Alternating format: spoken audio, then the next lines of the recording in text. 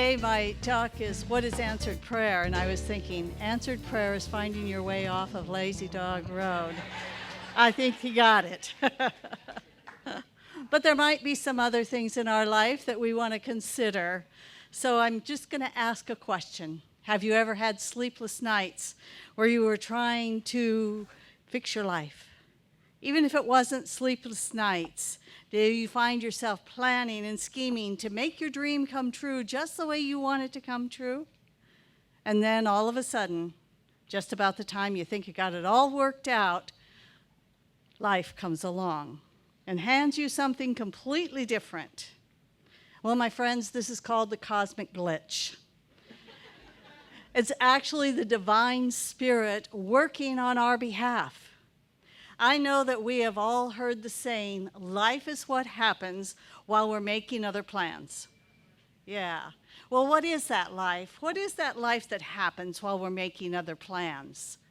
Well, I believe that it is the spirit of life that lives within each one of us, and it is expressing and experience itself through us. You know, we can actually miss some pretty good stuff while we're waiting for our life to look a certain way. I remember years ago when I was in the School of Ministry, and I said to one of my classmates, I'm not going to do this. It's too hard. It's too difficult. I can't do it. I just can't do it. And she looked me square in the eye and said, you know it's your path, so just stop whining and get on with it. That was the sweetest thing she could have ever said. It truly was, because I know at the time what I was feeling. I was feeling inadequate. I was feeling not quite good enough. And whenever we start feeling inadequate for what we are preparing to do in life, you just have to step through it anyway. And it's the only way, because the truth is, I knew deep down in my soul I couldn't stop. That I wanted this more than I've ever wanted anything in my life. So if you've ever felt as if things were difficult or just a little bit too difficult, and you were really not prepared for what it is you were going to be, and that it was just too painful, and yet, there is that inner urging that says what you are going through must express itself greater in your life. That is your purpose. You see, I believe most of us at one time or another have asked this question. Why? Why is this happening to me? I remember asking that question myself several times, but one in particular, and the answer that I got was, this is answered prayer. I thought, this is the strangest answered prayer I've ever experienced in this life. As it turned out, it was exactly what I had prayed for, but it came in a way I never expected and never thought I would see. So you see, everything that happens to us is on purpose, and it becomes a part of the fabric of our life. So anytime there are challenges and hurdles and things that we are not sure we should walk through or even want to, know that those are the things that make you the dream weaver of your life. Always remember that on the other side of whatever it is we're going through, there is that great miracle of life. And it is working to open us to a greater experience. We become who we are because of the things we go through, not in spite of them. Not in spite of them, but because of them. We become who we are because of the things we go through. As we look out in our life, there is something profound here to be realized. Most of us have really never been ready for the big experiences of our life. So, given full disclosures, how many women in this room would have gone through childbirth? Pass. You see, if we waited for full disclosure about our relationships, think of all the relationships in your life. If you waited for full disclosures, how they would unfold and perhaps end, or any other area, would we have moved forward so willingly? So in thinking about some of those journeys that we've been on, if we knew then what we know now, we might never have said yes to that perfect path for our life. If we knew about the discomfort, the sleepless nights, the difficulties, we might have said, no thanks. Also, we would never have been able to step into the miracles that have been granted to us. I've heard it said a million times. I've said it myself. If I knew then what I know now, well, if we knew everything in life, guess what? There would be no adventure. There would be no excitement. There would be no satisfaction. It would simply be a drill. So when, excuse me, when we think we are incomplete, when we think things look overwhelming because we just don't know what to do next, be assured that as we move toward our goals, as the events of our life unfold, we will absolutely grow in consciousness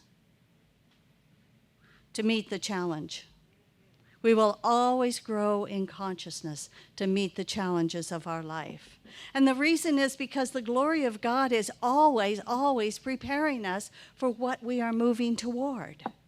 And when we get there, it's very clear that every single thing that we went through was for this very moment in time. We also know that we cannot change any effect in our life as long as we continue to work with the same consciousness that created it.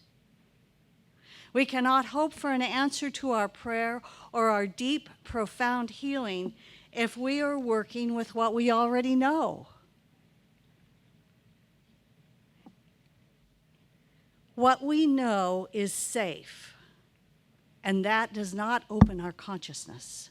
We must move beyond that. We must move beyond what we have done in the past. We must move beyond what we're used to depending upon. In order to have answered prayer in our life, we must be willing to stretch. We have to stretch who we are, and we have to stretch our consciousness with new ideas. And we also must believe in new possibilities. We must begin to think in new and different ways. And we must stop telling ourselves how impossible it all is. Our founder has some wisdom around this. Dr. Ernest Holmes wrote this: "It is possible that you have been using the very power of your mind to produce the limitation from which you wish to extricate yourself." I remember very well, 15 years ago or so, when I moved to Eureka to take the ministry of that church. I don't think I've ever been so excited about anything in my life. I had worked in other churches. I knew how to do it. I knew all the administrative. I knew all those minister things, but guess what? I landed there on a Friday, and on Monday, after my first Sunday, I remember sitting at my desk, and I thought, what am I supposed to do now? What happens next here?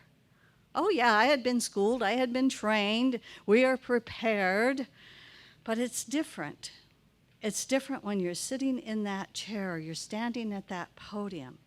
So I had to take that leap of faith. I had to step into the position without a roadmap, without someone saying, okay, this is what you do next. To be honest, it scared the daylights out of me, because I had to become more, to be more than what was possible in my ministry. And I didn't know how I was going to do it. I didn't know how to get there. But I am so grateful that I was able to turn to this very philosophy that I love and live by, and to know and to remember that there is a power within me that is greater than I am. I am so grateful to know that this power in the universe is working for me and putting 100% of its support behind my visions and my dreams, and actually guiding, guarding, and directing everything that I do. And that very same power is within each and every one of us. And it is the power of the living Spirit of God. It takes courage. It takes courage to surrender to it. And it takes strength and knowledge to step into the unknown. I know that because we are still here on planet Earth, there's something for each one of us to do. And I know that because we are still here on planet Earth, our life matters. I know that because we are still here, our life stands for something big and something important. And no matter what it looks like, we are on purpose. There is something for each and every one of us to do that no one has ever done, and it's ours to do. And even though we might have a lot of drama stepping over the void, we will know, absolutely know, that it is right once we arrive. To have to move forward in life, we must be willing to step across the voids. Besides, what's the alternative? Wait until everything is perfect? To wait until we're more prepared? To wait until we know it all? Oh, we could always do some more prayer. That's always a good idea. But even that has to be set aside so that we can shuffle our feet and start to move forward. It's not because something is wrong with us that we have chaos in our life. It is because there is something magnificent and brilliant trying to birth itself in our life. There is something so magnificent in each one of us, and it is absolutely waiting to be born. Our life purpose and its meaning and everything else is actually the stuff of our life. This is a wonderful piece called We Learn by Doing by John Holt, and it says this. Not many years ago, I began to play the cello. Most people would say that what I was doing was learning to play the cello. But these words carry into our mind a strange idea that there exists two different processes. One is learning to play the cello, and two is playing the cello. They imply that I will do the first until I have completed it, at which point I will stop the first process and begin the second. In short, I will go on learning to play until I have learned to play, and then I will begin to play. Of course, this is utter nonsense. There are not two processes, but one. We learn to do something by doing it. There's no other way, is there? Amen. Amen. And it is the same with prayer. So how will we know when our prayers are answered? Well, again, Dr. Holmes has some great wisdom here. He says, in the language of metaphysics, a demonstration is made when the thing is accomplished which the one treating desires to achieve, whether it is health, happiness, or abundance. A demonstration is a manifestation, and that is answered prayer. When our word has taken form, that is answered prayer. You see, prayer does something to the mind of the one praying. It does absolutely nothing to God. So the eternal gift, then, is always being made. God is always God. And so the gift of God is the nature of God, and it is eternal givingness. We are surrounded by an intelligent law which does unto us as we deeply believe. So as we grow in grace, we will also grow in power. And there is no limit to our growth, and there is no limit to answered prayer. Other ways that we know that our prayer has been answered is we will stop asking things like, am I there yet? We will realize that we have already stepped into our greater self. We will also remember and realize that we have never been alone on this journey, that we have always had God there to lean on. The other thing we have is our faith. We can build our faith, which enables us then to surrender to the wisdom of the Creator with an assurance, with a deep assurance that whatever happens, it will be either an opportunity to grow in oneness with God or a declaration of the magnificence of our life. See, transformation and answered prayer are the very same things. And they are ours because we have been given the key that opens the gateway of our souls. And it has been given to us by our Creator. So let us learn to celebrate. Let us learn to appreciate who we are as a child of the universe. And as we do this, we will automatically step right into our own answered prayer. That's it. All right. So if thank you. Thank you. Let's take a moment now and take this message into prayer. So as we turn inward, let us anchor ourselves in that unconditional love of God, the great giver of all life, that source of life that is everywhere present, in, around, and through every person, every place, everything. It is that same intelligence that governs the planets, that greatness that is our invisible partner. So no matter what it is we are praying for, if it is health, relationships, abundance, peace, there is always, always divine right order, divine right action.